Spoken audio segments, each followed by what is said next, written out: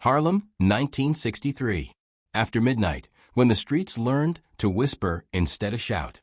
Inside a private room above a closed storefront, smoke clung to the ceiling like a held breath.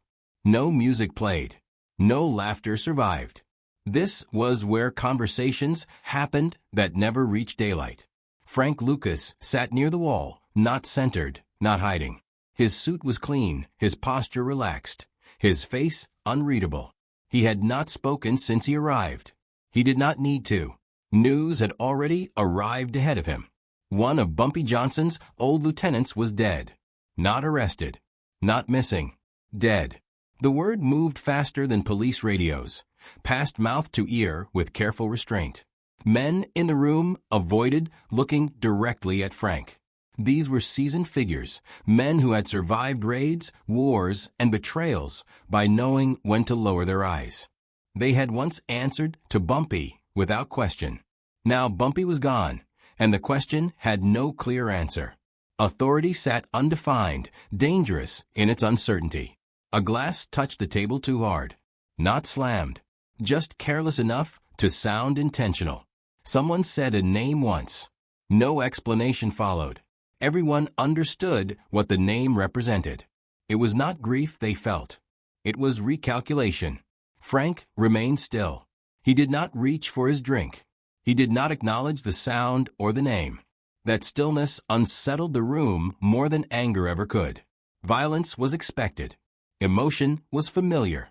Silence was not. Silence meant thought. Thought meant planning.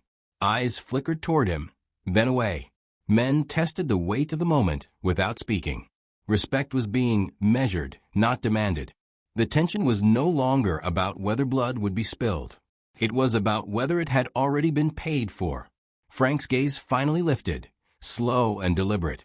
He met the eyes of a man who had once stood closest to Bumpy. The look held longer than comfort allowed. No challenge. No apology. Just recognition. In that space between them, an understanding passed without words. The room felt it shift, like a floor settling after damage. Nothing happened. And that was the point. No orders were given. No threat surfaced. Yet decisions were being finalized internally, each man weighing survival against allegiance. The air felt heavier, as if choice itself carried consequence. A single nod from Frank would end one future and secure another. He offered nothing. He let the waiting do the work, and the room waited with him. Midnight watched without blinking. Or mercy. If you want more untold stories like this, where real power moves in silence, subscribe and leave your thoughts below. From North Carolina dirt to Harlem gravity, before the tailored suits, before men lowered their voices when his name entered a room, Frank Lucas was just a boy in LaGrange, North Carolina. A place where poverty was ordinary and humiliation was instructional. Power there was not debated. It was enforced. Frank learned early that dignity was conditional, granted only to those who could protect it. Everyone else borrowed it temporarily, at someone else's discretion. One afternoon, he watched a black man challenge that order. The defiance was brief. The punishment was not. The body was left as a message, not just to the dead man's family, but to every witness. Frank did not cry. He did not look away.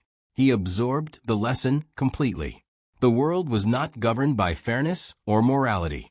It was governed by leverage. From that moment forward, Frank understood something most men spend their lives avoiding. Power decides who is allowed to stand upright. When he left North Carolina, he did not leave that understanding behind. He carried it north into Harlem, where power wore better clothes and spoke in lower tones. Harlem was not safer. It was simply more organized. Influence had rules. Reputation had weight. And at the center of it all was Ellsworth Bumpy Johnson. Bumpy was not loud. He did not explain himself. He did not rush. He played chess while other men played dice. He read books while others counted money. His authority came from composure, not cruelty. People feared him because he was predictable only in one way. He always thought further ahead than they did. Frank did not arrive idolizing Bumpy. He arrived observing him, watching how Bumpy entered rooms without announcing himself, how conversations slowed when he sat down, how silence became an instrument instead of a gap. Frank noticed the pauses before Bumpy spoke, and how those pauses forced others to reveal themselves first. It was not charisma Frank studied. It was control. He made himself useful quietly, running errands that required discretion, solving problems without being asked twice, remembering details others dismissed. Bumpy noticed competence more than loyalty, and Frank offered both, carefully balanced. Trust followed, not because Frank demanded it, but because he removed the need for supervision. Over time, Frank became present in rooms where decisions were shaped before they became orders. He learned how money moved without ever being seen, how favors were recorded mentally, never written, how violence was most effective when it was only implied. These were not lessons Bumpy taught directly. Frank learned them by watching what Bumpy refused to do. Yet beneath the discipline, something sharpened. Frank did not confuse proximity with fulfillment. He respected Bumpy, but he did not intend to remain anyone's shadow. He understood loyalty as a position, not a destination. Serving power was instructive. Owning it was final. By the time others saw Frank as dependable, he had already moved past gratitude. He was patient, but not passive. Calm, but never content. Harlem felt it without recognizing it. A gravity forming quietly around a man who had learned, long ago, that power never announces itself. It waits until there is no alternative. A kingdom without a king. Bumpy Johnson's death did not arrive like an explosion. It arrived like a power outage. One moment Harlem moved on a familiar current. The next it went dim. Conversations shortened. Smiles became rehearsed.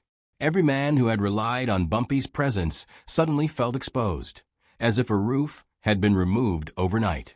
There was no funeral large enough to contain what followed. Italian syndicates sent polite inquiries disguised as condolences. Local bosses resurfaced with confidence they had suppressed for years. The police misread the silence as weakness and leaned in too close, too fast. Harlem had not become leaderless. It had become undecided, and indecision is more dangerous than chaos. Frank Lucas did not step forward. He stepped back. He watched the city the way a gambler watches a table after the dealer changes. Deals he had seen promised quietly unraveled, without explanation. Men who once returned calls immediately now delayed, then disappeared. Information stopped flowing in straight lines. It curved double back, arrived late. Meetings felt different. Chairs shifted. Eyes tracked exits instead of faces. Frank noticed who arrived early and who waited to be summoned. He noticed which men spoke about loyalty unprompted and which avoided the subject entirely. Power had loosened his grip, and everyone felt the chill of exposure. Then came the gift. It was small, thoughtful, delivered to a place it should never have reached. Not threatening enough to provoke reaction, not innocent enough to ignore. Frank understood the message instantly. Someone close had spoken, not loudly, not greedily, carefully, the kind of betrayal that believes it is still invisible. Frank did not confront anyone. He did not accuse. Accusations warned the guilty. Instead, he began to test gravity. Small errands assigned without urgency. Instructions altered slightly to see who corrected them. Questions asked twice in different ways.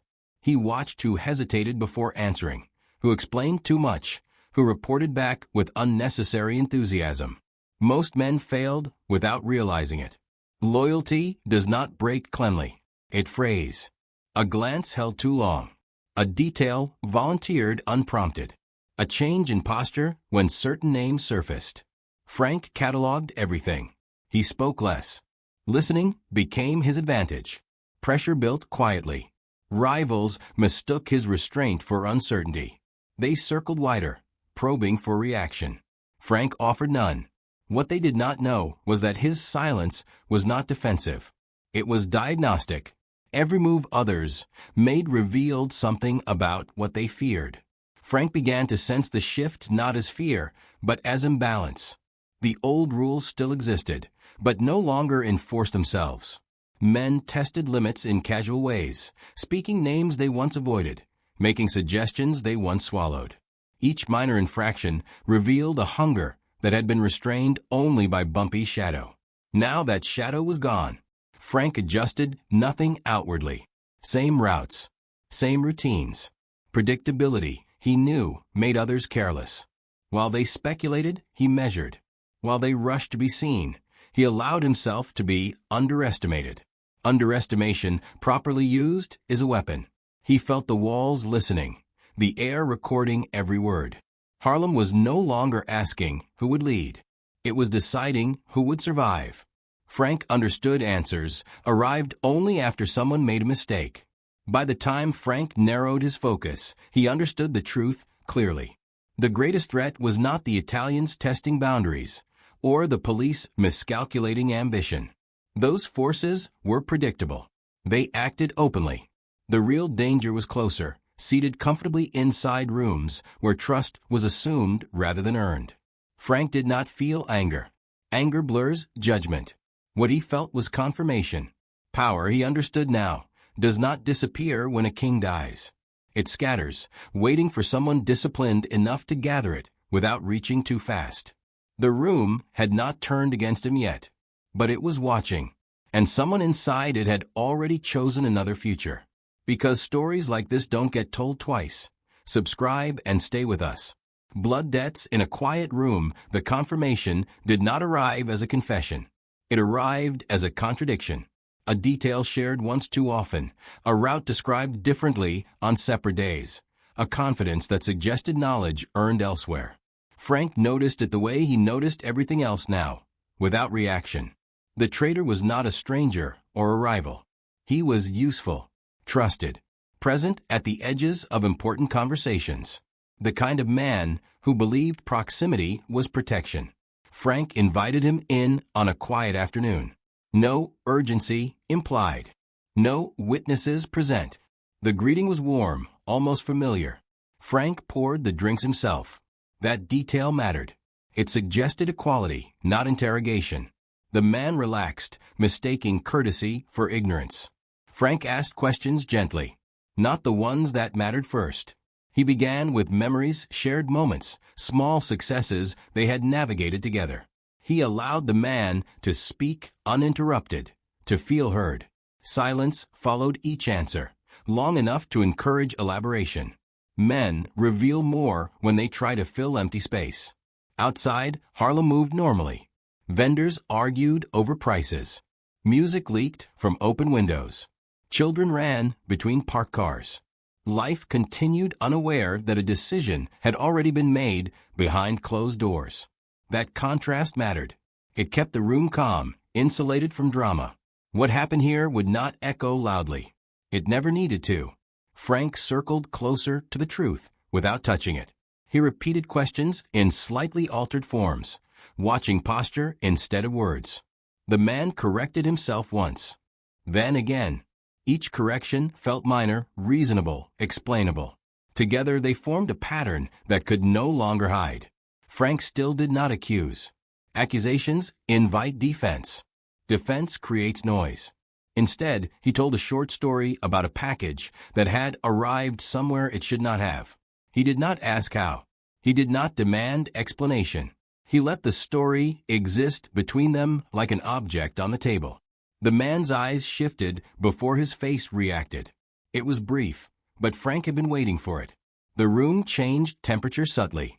Breathing slowed. The man realized the conversation was no longer casual. Still, he tried to recover, offering explanations no one had requested. He spoke faster now, eager to prove usefulness. Frank listened patiently. Usefulness, he knew, was the traitor's favorite shield. Men who believe they are needed believe they are safe. Frank allowed that belief to survive just long enough for it to become painful. He asked one final question. Simple. Direct. A question with only one true answer.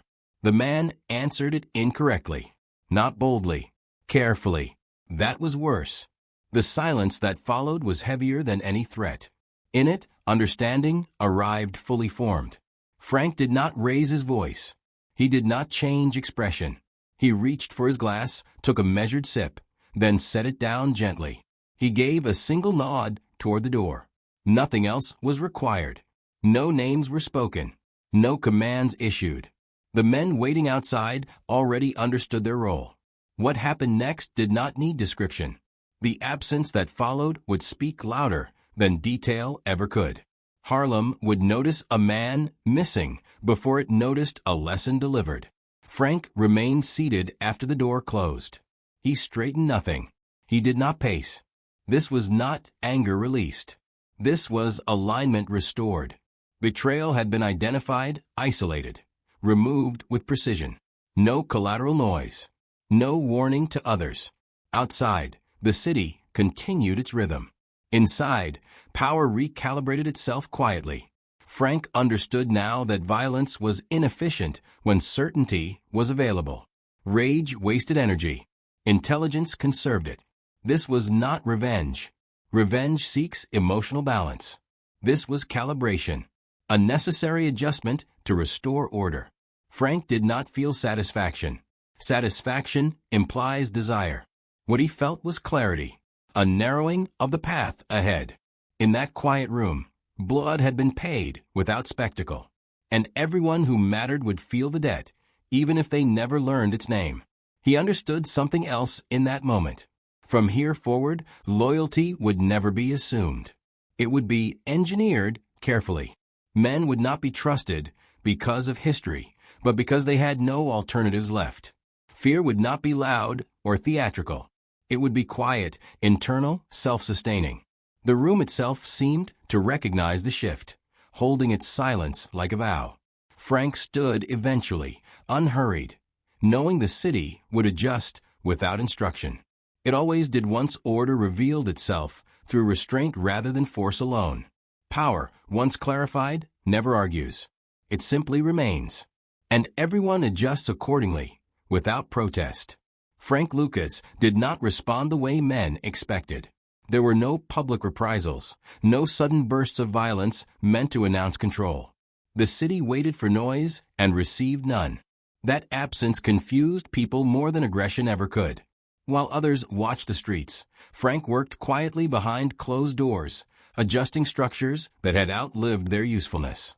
Old loyalties were not challenged directly. They were made irrelevant. Men who once mattered because of history found themselves bypassed without explanation. Meetings stopped coming. Information reached them last, if at all. Dependence replaced allegiance. Those who wanted access learned it flowed through Frank alone. No speeches were required.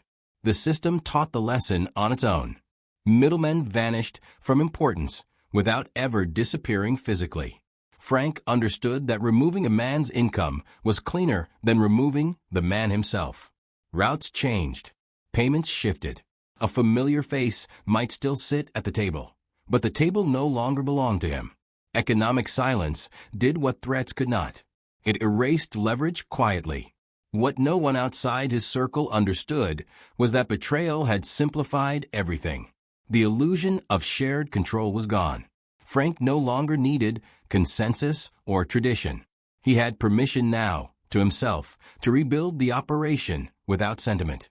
Clean lines replaced tangled favors. Every connection served a purpose or it was removed. Frank began operating beyond Harlem's expectations. Conversations shortened.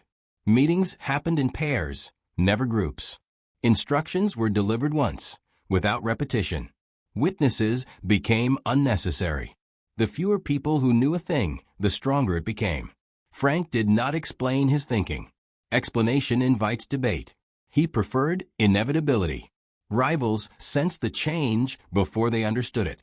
Frank's name surfaced less often in conversation, but when it did, voices lowered instinctively. Men who once speculated about challenging him found themselves recalculating silently. Something had settled into place. The streets felt organized again, but without visible enforcement. That unsettled everyone. There were no dramatic displays of dominance.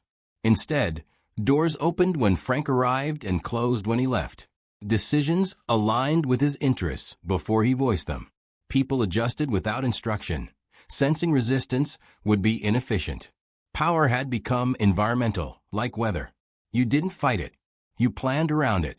Frank noticed the isolation forming and accepted it without complaint. Power, when consolidated properly, leaves little room for companionship. Trust became functional, not emotional. Relationships were evaluated by stability, not warmth. Frank did not miss what he was shedding. Nostalgia weakens clarity. One evening, Frank stood alone at a window overlooking Harlem. The city moved as it always had, lights blinking, traffic flowing, voices rising and falling. To anyone watching, nothing had changed. But Frank knew better. The rules had been rewritten quietly, without announcement. He did not feel triumph in that moment. Triumph implies victory over an opponent. This was quieter. This was order asserting itself after confusion. Frank recognized that his restraint had trained others to restrain themselves. Fear no longer needed reminders. It had been internalized, personalized, carried by men who adjusted their behavior without being told why. The city would never mark this transition with a date or a headline. There would be no ceremony acknowledging the shift. That anonymity was its strength. Power that announces itself invites challenge. Power that settles in unnoticed endures. Frank remained at the window a while longer, expression unchanged, understanding that from this point forward, his greatest asset was not force nor reputation, but the discipline to remain unseen even while everything moved according to his design. The city obeyed without realizing who it answered to. The challenge did not arrive loudly. It came wrapped in familiarity, carried by an old voice that believed history still outweighed reality. At a public gathering meant to signal unity, that voice spoke just long enough to test the room. It reminded everyone of years served, of streets once controlled, of respect earned before Frank Lucas had been anything more than observant. The tension sharpened instantly. Conversation stalled. Eyes shifted. Everyone understood what was happening. A line was being drawn in a place where lines were dangerous. Frank listened without interruption. He did not lean forward or stiffen. He allowed the man to finish completely, because impatience would suggest uncertainty. When it was his turn, Frank did not answer directly. He told a story instead. A simple one, about a dog that guarded a yard faithfully for years, until the owner sold the house. The dog returned the next day, expecting recognition, expecting authority to still mean something. The new owner did not argue with the dog. He simply closed the gate. Frank did not raise his voice. He did not explain the metaphor. He did not look at the man who had challenged him. He looked at the room. Everyone understood. Seniority mattered only as long as it was useful. Ownership changed things. The story ended without a lesson spelled out.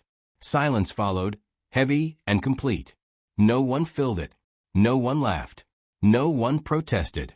That silence accomplished what violence never could.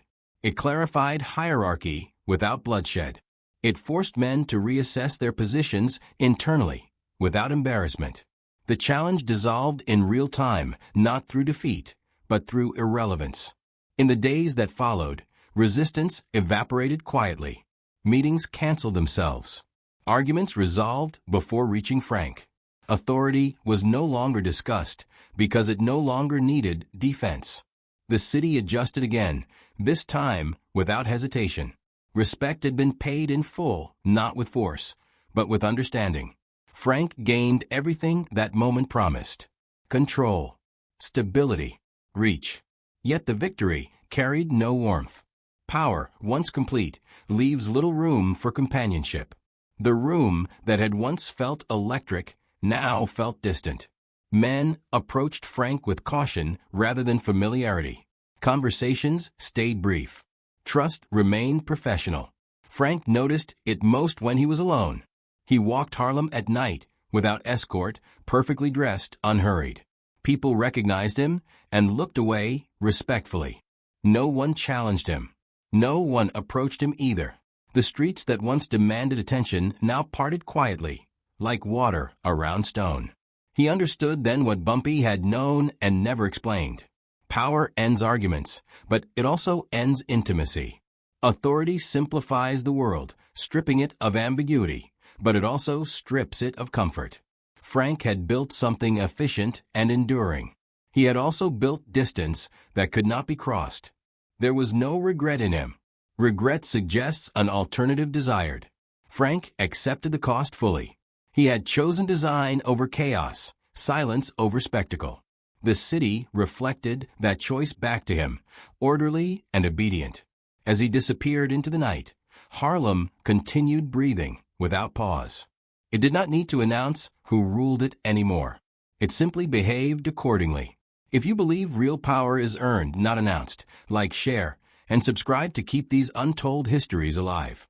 Years after the streets adjusted to his rhythm, Frank Lucas's presence lingered not in headlines or spectacle, but in the quiet recalibration of Harlem itself. Men spoke his name sparingly, carefully, as if overuse might summon the discipline he had enforced so methodically. The city had learned something essential. Restraint wields a sharper edge than any gun, and silence carries more authority than noise. Loyalty was no longer expected. It was earned and recorded in the smallest, most subtle of gestures. Every word, every glance became a ledger of allegiance. Those who sought to challenge him discovered too late that threats, protests, or even bold action meant little against a man who did not react. Frank had transformed betrayal into leverage and observation into dominance. The rules of the streets were rewritten quietly, and compliance became instinctual. Power, once established, moved through his design alone. Yet there was a price no ledger could account for. Solitude became permanent. Allies were kept at arm's length, friendships rendered functional, affection deferred. The same patience that allowed him to consolidate control also isolated him. He had everything Harlem could offer, a network, influence, and an empire, but nothing that could mitigate the loneliness that comes when calculation replaces trust. Victory demanded blood first, but solitude was its lifelong companion. In the end, Frank Lucas became more than a man. He became a standard, a caution, a legend in whispers. His legacy was not written in explosions or courtroom drama, but in the subtle, enduring authority that only a patient mind can enforce. Harlem still remembers. Not the violence, not the chaos, the IntelliScript HUBby just weak crow gents. The discipline, the silence. Some men rise by force. The rare ones rise by patience and pay with their soul.